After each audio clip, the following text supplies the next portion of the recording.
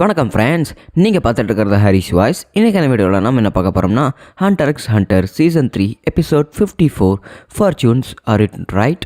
So நீங்கள் நம்ம சேனலுக்கு புதுசாக இருந்தீங்கன்னா இந்த எபிசோடுக்கு முன்னாடி ஏகப்பட்ட சீரிஸ் போட்டிருப்போம். ஸோ எல்லாமே வேறு லெவலில் இருக்கோ, போய் உங்களுக்கு டைம் இருந்து செக் பண்ணி பாருங்கள். அண்ட் அது மட்டும் இல்லாமல் இந்த ஹண்டர் எக்ஸ் ஹண்டர் சீரிஸோட பிளேலிஸ்ட் பார்த்தீங்கன்னா நான் கீழே டிஸ்கிரிப்ஷன்லேயே லிங்க்கை கொடுத்துருக்குறேன். ஸோ நீங்கள் போய் மறக்காமல் செக் பண்ணி பாருங்கள். சரி, வளமான பேசாமல் வாங்க நம்ம இன்றைக்கான வீடியோக்குள்ளே போயிடலாம்.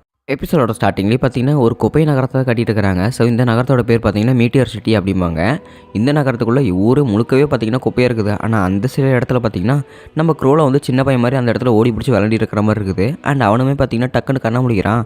இதெல்லாமே அவனுக்கு ஒரு கனவு மாதிரி இருக்குது. அண்ட் அவன் கண்ணை திறந்து பார்த்தா அவனோட மீட்டியர் சிட்டி இருக்குது பார்த்தீங்களா, அது வந்து குப்பை மேடாக இருக்குது. அந்த குப்பை மேடில் தான் இவங்க ஒரு பில்டிங்கில் இருக்கிறாங்க. ஸோ க்ரோவில் பார்த்தீங்கன்னா அதை வந்து நினச்சி பார்த்துக்கிட்டே இருக்கிறான். அதே சமயத்தில் கானு கிலோவுமே பார்த்தீங்கன்னா 2 பேரும் பிக்னிக்கு போயிருப்பாங்க. ஸோ அவங்க 2 பேருமே அந்த இடத்துல புல்வெளியில் உட்காந்து சாப்பிட்டுட்டு இருக்கும்போது நல்லா ஃபுல் கட்டு கட்டுறானுங்க. செம ஜங்க் ஃபுட்டாக இருக்குது, எல்லாத்தையுமே வாய் போட்டுட்டு இருக்கானுங்க. அண்ட் அது மட்டும் அதே சமயத்தில் அங்கே குராப்பிக்கா வரும்போது குராப்பிக்கா இங்கே தான் இருக்கிறேன் அப்படின்னு சொல்லிட்டு சாப்பிடல கிலோ மேலேயே பார்த்தீங்கன்னா துப்பிட்டு வந்துட்டா இங்கே கான்னு. ஸோ இதை பார்த்து கிலோவை பார்த்தீங்கன்னா ரொம்ப டென்ஷன் ஆகிட்டான். என்னடா கிலோட போய் பேசிகிட்டு இருக்கிறே அப்படின்னு சொல்லிட்டு அவனோட மூஞ்சியில் சாப்பிட்ற பையன் பார்த்தீங்கன்னா மூஞ்சிலே அப்பிட்டான். இதுக்கடா ஏன் மூஞ்சிலே தப்பனே அப்படின்னு சொல்லிட்டு சண்டை போட்டுகிட்டே இருக்கும்போது நீ ஏன் மேலே துப்புனில, அதுக்காக தான் நான் உன் மேலே அடித்தேன் அப்படின்னு சொல்லிட்டு கிலோ பார்த்தீங்கன்னா விளையாட்டு இருக்கிறான். இவங்க விளையாடுறத பார்க்கும்போது குராப்பிக்கு கொஞ்சம் சந்தோஷமாக இருக்குது. அண்ட் அது மட்டும் இல்லாமல் லியோரியோ ஜெஃபைல் அங்கே போயிட்டு இருக்காங்க. ஜெஃபைல் உனக்கு என்னாச்சு, நல்லா தானே இருக்கிற அப்படிங்கும்போது நல்லா தான் இருக்கிற, இருந்தாலுமே எனக்கு சரியாக வரலையா அப்படின்னு சொல்லிட்டு ஜெஃபைல் சொல்லிட்டு இருக்கிறான். ஏன் நாம தான் அது 385 மில்லியன் ஜென்னிக்கு வித்துட்டோம்ல அந்த பொருளை, அப்புறம் எப்படி கவலைப்படுற அப்படிங்கிறாங்க.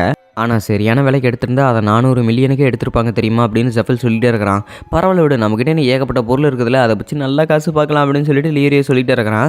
நிஜமாலுமே நீ கானோட கிலோவோட ஃப்ரெண்ட் தானா, எனக்கே சந்தேகமாக இருக்குது அப்படின்னு சொல்லிட்டு ஜெஃபைல் சொல்லிட்டே இருக்கிறான். டேய் நான் சும்மா ஜோக் பண்ணடா அப்படின்னு சொல்லிட்டு லியோரியோ பேசிட்டே இருக்கிறான். ரொம்ப வருஷம் கழிச்சு பார்த்தீங்கன்னா 4 பேருமே ஒன்றா இருக்கிறாங்க. ஸோ நம்ம 4 பேருமே இதே மாதிரி ஒன்றா இருந்து எத்தனை நாள் ஆச்சு அப்படின்னா சரிவா நம்ம ரூமில் உட்காந்து பேசிக்கிட்டு இருக்கலாம் அப்படின்னு சொல்லிட்டு இவங்க எல்லாருமே பார்த்தீங்கன்னா லிஃப்ட்டுக்குள்ளே ஏறி போயிட்டு இருக்காங்க. அண்ட் அது மட்டும் இல்லாமல் நாங்கள் உங்கள்கிட்ட நென்னை பற்றி கற்றுக்கணும், அதுக்காக தான் நான் உன்னை கான்டாக்ட் பண்ணேன் அப்படின்னு சொல்லிட்டு கான் சொல்லிட்டு இருக்கிறான். இருந்தாலுமே நீங்கள் அதெல்லாம் என்கிட்ட கற்றுக்க தேவையில்லை, ஏன்னா நான் கற்றுக்கிட்டு இருக்கிறது வேறு, நீங்கள் கற்றுக்கிறது வேறு அப்படின்னு சொல்லிட்டு இந்த இடத்துல குறைபேக்கு சொல்லிட்டு இருக்கிறான். ஏன்னா நீ யூஸ் பண்ணுறது நென் தானே, எங்களுக்கு கற்றுத்தாண்டா என்னடா அப்படின்னு சொல்லிட்டு கிலோ கேட்டுகிட்டே இருக்கும்போது அது நீங்கள் பயன்படுத்துறதுக்கு சரியான விதியே இல்லை, ஏன்னா நீங்கள் அதை பயன்படுத்தினீங்கன்னா உங்களோட உயிருக்கு கொஞ்சம் கொஞ்சமாக ஆபத்து வரும் அப்படின்னு சொல்லிட்டு கிலோ சொல்கிறான். என்னடா சொல்கிறேன், எங்களுக்கு ஒன்றுமே புரியல அப்படிங்கிறாங்க. ஸோ நான் இதை கொஞ்சம் தெளிவாக சொல்லணும், நம்ம ரூம் போய் பேசலாம் அப்படின்னு சொல்லிட்டு பார்த்தீங்கன்னா குறைப்பிக்க சொல்லிட்டு இருக்கும்போது அவங்க பார்த்தீங்கன்னா அவங்களோட ஹோட்டலுக்கு வந்துட்டாங்க. ஸோ அவங்களோட ரூமுக்கு போனதுக்கப்புறம் என்னோட நென் எபிலிட்டி நான் மாஸ்டர் பண்ணதில் ஒரே விஷயம் தான். ஸோ என்னோட நென்னை வந்து என்னோட எபிலிட்டி மூலமாக யூஸ் பண்ணிட்டேன். ஸோ என்னோட எபிலிட்டி இந்த செயின் தான். இந்த செயின் மூலமாக நான் என்னோட நென்னை வந்து பாஸ் பண்ணால் இது வந்து என்னை கான்ஜுரராக மாற்றாண்டா. அது மட்டும் இல்லாமல் என்னோட சக்தியை ஃபுல் ஃபில்ஜாக யூஸ் பண்ணோம் அப்படின்னா அதுக்கு ஒரு கண்டிஷன் வைக்கணுமாமா. ஸோ நிபந்தனைக்கு நிபந்தனை என்னோட குரு அதுதான் சொல்லி தந்தார். ஸோ அந்த நிபந்தனை என்னென்னா ஒரு நிபந்தனை வைக்கணும் அப்படின்னு சொல்லிட்டு தான் ஒரு கண்டிஷன் இருந்தது. ஸோ அந்த கண்டிஷனுக்கு தான் நான் இந்த செயின்ஸை வந்து ஒரு ஸ்பைடர் மேலே தான் யூஸ் பண்ணணும். அந்த ஸ்பைடர் மேலே யூஸ் பண்ணலைன்னா என்னோட உயிர் அப்பவே போயிடும் அப்படின்னு சொல்லிட்டு பார்த்தீங்கன்னா இங்கே குராப்பிக்க சொல்லிட்டு இருக்கிறான். எதுக்காக இந்த மாதிரியான விஷயத்த சொல்லிட்டு இருக்கிறேன் என்கிட்ட, ஏன்னா இந்த மாதிரி விஷயத்த நீ எங்ககிட்ட சொல்ல அந்த ஃபேண்டம் ட்ரூப் கிட்ட நம்ம மறுபடியும் போய் மாட்டினா உனக்கு தான் அதிக பிரச்சனை வரும், எதுக்காக நீ இந்த மாதிரி சொன்ன அப்படின்னு சொல்லிட்டு கிலோவை கேட்டுகிட்டே இருக்கிறான். ஏன்னா அந்த ஃபேண்டம் ட்ரூப்பில் மைண்ட் ரீட் பண்ணுற ஒருத்தி இருக்கிறா, அவள் எங்களை தொட்டு பார்த்து நாங்கள் மனசில் என்ன நினைக்கிறோம் அவள் கண்டுபிடிச்சா அப்படின்னா இன்னொரு தடவை நாங்கள் அந்த ஃபேண்டம் ட்ரூப்பை சந்திக்கிற மாதிரி வாய்ப்பு கிடச்சதுன்னா உன்னை கொள்றதுக்கு அவங்க கொஞ்சம் கூட தயங்க மாட்டாங்க. ஏன்னா போன தடவை நான் செயின் யூசர் நீ தான் அப்படிங்கிறத வெரிஃபை பண்ணவே இல்லை, அதனால தான் நீ ஏதோ போன தடவை தப்பிச்சிட்டேன். ஆனால் இந்த தடவை அவங்கள வெரிஃபை பண்ணாங்கன்னா மாட்டிக்குவோம் அப்படின்னு சொல்லிட்டு கிலோவை பேசிகிட்டே இருக்கிறான். கவலைப்படாத, அவங்க நம்மளை பற்றி தெரியாதில்ல, ஏன்னா அந்த இடத்துல ஃபேண்டம் ட்ரூப் எல்லாம் செத்துட்டாங்க அப்படிங்கிறாங்க. ஆனால் யாருக்கு தெரியும், அவங்க திரும்ப உயிரோடு வந்தாலுமே வரலாம்ல அப்படிங்கிறாங்க. சரி குராபிக்காவுக்கு அவங்க தான் செயின் யூசர்னு தெரியுமா அப்படிங்கிறாங்க. இல்லை அது தெரியாது அப்படிங்கிறான். அண்ட் அது மட்டும் இல்லாமல் ஹிசோகாவும் நானுமே ஒரு டீல் போட்டிருக்கிறோம் அப்படின்னு சொல்லிட்டு குராபிக்கா சொல்லிட்டு இருக்கிறா. குராபிக்கா என்ன சொல்லிட்டு இருக்கிறா, ஹிசோகா கூட நீ பார்ட்னர்ஷிப் போட்டிருக்கிறியா அப்படின்னு சொல்லிட்டு கான் ஆச்சரியமே கேட்டுட்டு இருக்கிறான். அவன் நானும் அவனை இப்போ ஒரு பார்ட்னர்ஸ் தான். ஸோ அவனோட டீம் ஹெட் அடிக்கிறதுல ரொம்பவே முமுக்கரமாக இருந்தான், அதனால தான் நானும் அவனுக்கு ஹெல்ப் பண்ணுறேன் அப்படின்னு ஒத்துக்கிட்டேன் அப்படின்னு குராபிக்கா சொல்லிட்டே இருக்கிறான். அண்ட் இன்னொரு பக்கத்தில் ஃபேண்டம் ட்ரூப்போட கேப்டன் குரோலோ பார்த்தீங்கன்னா நம்ம இன்னைக்கு நைட்டே கிளம்புறோம் அப்படின்னு சொல்லியிருப்பாரு. அதுக்கு நோபுனாகா வந்து முடியாது அப்படின்னு சொல்லியிருப்பான். டே என்ன பேசிட்டு இருக்கிற, ஆர்டர் கொடுக்குறது நம்ம கேப்டன், நம்ம சொல்கிறது தானே செய்யணும் அப்படின்னு சொல்லிட்டு பார்த்தீங்கன்னா ஃப்ராங்க்லின் சொல்லிட்டு இருக்கும்போது எல்லாம் எங்களுக்கு தெரியும், நீ முதல்ல வாய மூடு அப்படின்னு சொல்லிட்டு நொபுனாகா அந்த இடத்துல பேசிகிட்டே இருக்கிறான்.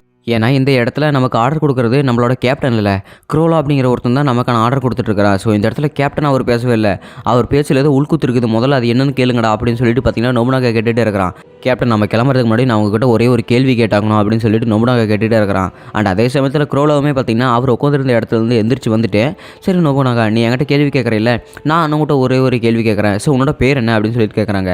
என்னோட பேர் நொபுனாகா அப்படின்னு சொல்லிட்டு அவனோட ஃபுல் நேம் சொல்கிறான். சரி உன்னோட டேட் ஆஃப் பர்த் என்ன அப்படின்னு கேட்கும்போது செப்டம்பர் 8 அப்படின்னு சொல்கிறான். சரி உன்னோட பிளட் டைப் என்ன அப்படின்னு கேட்கும்போது பி பாசிட்டிவ். எதுக்கு இதெல்லாம் கேட்டுட்டு இருக்கிறீங்க, உங்களுக்குலாம் தெரியாத இது அப்படின்னு சொல்லிட்டு பார்த்தீங்கன்னா இந்த இடத்துல நொபுனாகா டென்ஷன் ஆகிட்டே இருக்கிறான். அண்ட் அதே சமயத்தில் நியானோட பவர் பார்த்தீங்கன்னா இந்த இடத்துல நம்ம க்ரோலை வந்து எடுத்துருப்பாப்ல. ஸோ அந்த பவர் வச்சு அவனோட வாழ்க்கை வரலாறு பார்த்தீங்கன்னா இந்த இடத்துல நம்ம க்ரோலை வந்து எழுதிட்டு இருக்கிறான்.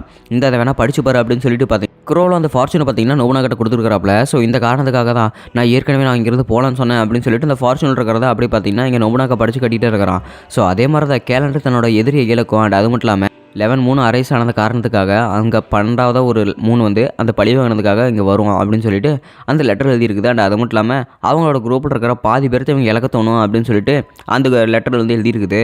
இதுக்கெல்லாம் என்ன காரணம் தெரிஞ்சுக்கலாமா அப்படின்னு நொபுனாகா கேட்டுகிட்டே இருக்கும்போது ஸோ நான் வந்து இது ஒரு ஃபார்ச்சூன் டெல்லிங் நின்று ஸோ நான் இந்த வந்து நோ ஸ்டேட் டாக்டர்கிட்ட இருந்து எடுத்துகிட்டு வந்தேன் அப்படின்னு சொல்லிட்டு இங்கே நம்ம க்ரோலும் சொல்லியிருக்கிறாங்க. அப்படின்னு நீங்கள் இந்த காரணத்துக்காக தான் நீங்கள் நைட்டே கிளம்பணும்னு சொல்கிறீங்களா அப்படிங்கிறாங்க. ஆமாம், அதனால தான் இன்றைக்கி நைட்டு நடக்க போகிற ஆக்ஷனில் நம்ம பொருள் எடுத்துக்கிட்டு நம்ம இங்கேருந்து கிளம்பி போயிட்டே இருக்கலாம் அப்படிங்கிறாங்க. அப்படின்னா நம்ம டீமில் பாதி பேர் சாக போகிறாங்களா, இதுக்கெல்லாம் வாய்ப்பே இல்லை, மேபி இந்த செயின் யூஸராக்கி இது இருக்கலாம்ல அப்படிங்கிறாங்க. யாருக்கு தெரியும், ஏன்னா கொண்டு வந்து அந்த செயின் யூஸராக தான் இருக்கலாம், நம்மள வந்து அவன் கொண்டாலுமே கொள்ளலாம். அதனால தான் நான் இன்றைக்கி நைட்டே நம்ம டீமில் பாதி பேரத்தை இழக்க வேணாம் அப்படிங்கிற ஒரு காரணத்துக்காக அதுக்காக தான் அப்படி சொன்னேன் அப்படின்னு க்ரோல சொல்லிட்டு இருக்கிறாப்ல. சரி அப்படின்னா அந்த லெட்டரில் நீங்கள் என்ன இருக்கிறீங்க அப்படின்னு சொல்லிட்டு பக்கனோட கேட்டுகிட்டு இருக்கும்போது அதை நான் படிக்கக்கூடாது, ஏன்னா என்னோட எபிலிட்டி வந்து அதுவே எழுதும், நான் படிக்க கூட மாட்டேன் அப்படின்னு சொல்லிட்டு க்ரோல சொல்கிறாப்ல. அண்ட் அது மட்டும் இல்லாமல் பக்கனோட பார்த்தீங்கன்னா அங்கே இருக்கிற அந்த ஃபார்ச்சூன் வந்து பார்த்துக்கிட்டே இருக்கிறான். அப்படின்னா இதான் மேட்ரா, ஏன்னா நம்மள பாதி பேர் சாக போகிறாங்களா அப்படிங்கிறாங்க. அப்படின்னா சரி மாஸ்டர் நீங்கள் எனக்காக ஒரு ஃபார்ச்சூன் எழுதி தரீங்களா, எனக்கு என்னோட வரங்களை எப்படி இருக்குன்னு தெரிஞ்சுக்கிட்டா நம்ம டீம்மேட்ஸ் கொஞ்சம் எப்படி இருப்பாங்கன்னு நான் தெரிஞ்சுக்கலாம்ல அப்படின்னு சொல்லிட்டு ஷிஜுக்கு கேட்டுகிட்டே இருக்கிறா. ஸோ ஷிஜுக்குமே பார்த்தீங்கன்னா அவளுக்கு வந்து ஃபார்ச்சூன் எழுதி கொடுத்துட்டாப்ல. இவளுக்கும் அதே மாதிரி தான். ஸோ அந்த கேலண்டர் வந்து தன்னோட ஆப்போனண்ட் இழக்கொண்டு, அது மட்டும் இல்லாமல் பாதி பேர் உயிரிழக்க போகிறவங்களை காப்பாற்றுறதுக்காக தன்னோட உயிரையுமே இழப்பா அப்படின்னு சொல்லிட்டு இங்கே ஷிஜுக்கோட வாழ்க்கை வரலாறுமே எழுதியிருக்குது. ஆமாப்பா, இந்த லெட்டர் சொல்கிறது பார்த்தா நானுமே அடுத்த வாரம் செத்துருவனாட்டு இருக்குது அப்படின்னு இந்த 2 லெட்டருமே ஒரே மாதிரி தான் இருக்குது அப்படின்னு சொல்லிட்டு ஷிஜுக்கு சொல்லிகிட்டே இருக்கிறா.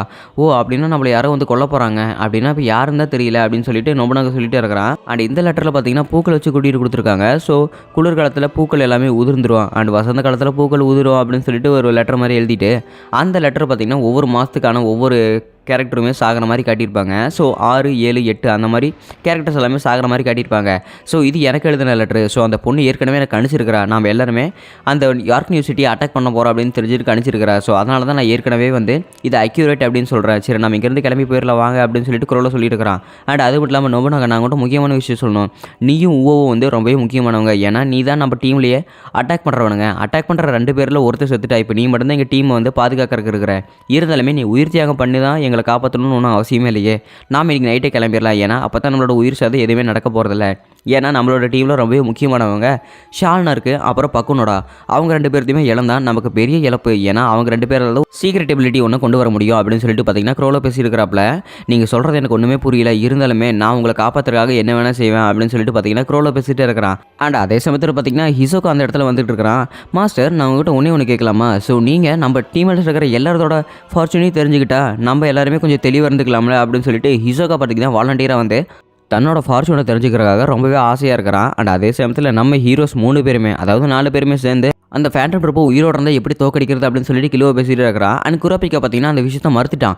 ஏன்னா கான் ஏற்கனவே சொன்ன மாதிரி தன்னோட இனத்தோட ஸ்கேர்லெட் ஐஸை தேடி போகிறதுக்காக நீ பழையத்தை ஆரம்பி, ஏன்னா உனக்கான தடையாக இப்போ யாருமே இல்லை அப்படின்னு கான் சொல்லியிருப்பான். ஸோ கான் சொன்ன மாதிரி நானுமே என் ஸ்கேர்லெட் ஐஸை தேடி தான் போக போகிறேன் அப்படின்னு சொல்லிட்டு இருக்கிறான் குரோபிகா. அப்படின்னா சரி என்னால் எதுவுமே பண்ண முடியாது அப்படின்னு குரோபிகா சொல்லிட்டு இருக்கும்போது யாருக்குண்டா ஒருவேளை ஃபேண்டம் ட்ரப் உயிரோட வரலாம்ல, உயிரோட வந்தால் நீ என்ன பண்ண முடியும், அப்போ நீ இந்த பவர் யூஸ் பண்ணி தான் அப்படிங்கிறாங்க. ஸோ கிலோ பார்த்தீங்கன்னா அந்த இடத்துல ஈக்கு வச்சு பேசுகிற மாதிரி இருக்குது. அதனால் குரோபிகா வாலண்டியராக வந்து சண்டை போட கூப்பிட்றான்.